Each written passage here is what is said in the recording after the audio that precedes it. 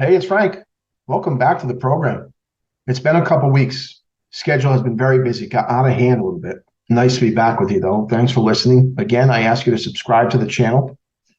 I know regular posting will help that, but do what you can. Subscribe to the channel. Click on that bell for notifications. Tell your friends and family. Join the Frank Roche Show.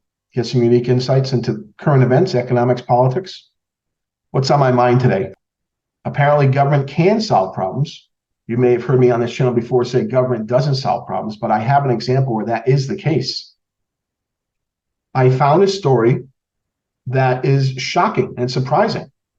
A story where government has actually solved a problem rather than just make it worse. Fantastic. And I think this is a huge move, and I think it should be done across the country and, for that matter, across the world. Housing should not be a commodity.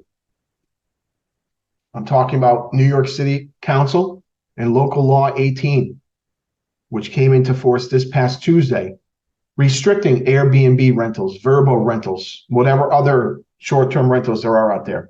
And I could not be happier or more pleased for future home buyers. It doesn't completely ban Airbnb, but it almost does. Airbnb believes it does pretty much entirely. So from now on, all short-term rental hosts in New York first have to register with the city, and only those who live in the place they're renting and are present when someone is staying can qualify to rent out those spaces. And you can only have two guests. I know the hotel industry is very excited about this, and so am I, because when we think of the problem in housing, which is prices too high, too many rentals, that is short-term rentals, people being priced and placed out of neighborhoods because there's nothing available, is a wonderful solution to help the housing market. Short-term rentals bring noise, trash, danger. We have no idea who's living beside us. They price out local residents out of their own neighborhoods. I have a dozen examples of this happening. Some landlords in New York City have hundreds of Airbnb listings. Others, of course, are just trying to make some money off their apartment that they own.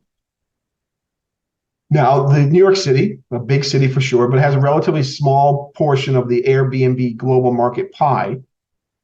But it does show how local governments can effectively stamp out short-term rentals very quickly. And of course, New York City is just one of many cities around the world trying to calm the short-term rental gold rush, as I've heard it called. Lots of different approaches, of course. Dallas, Texas, for instance, has limited short-term rentals in specific neighborhoods. In Canada, in Quebec, and in Memphis, Tennessee, now require licenses for short-term rentals. In San Fran, the amount of time someone can list their entire residence for rent and Airbnb is limited to 90 days each year. Amsterdam puts a limit at 30 nights. Paris at 120. Berlin almost banned Airbnb. They walked it back a little bit, still have a lot of restrictions on them. For anyone looking to buy a house in the future, this is great news. We were skewing the housing market.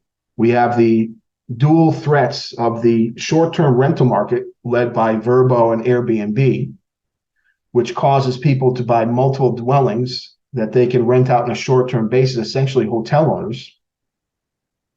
Now, the other negative driving force in housing right now is this World Economic Forum idea of you will own nothing. Major banks and players in the world will own all assets, especially residential assets, and then rent them back to you.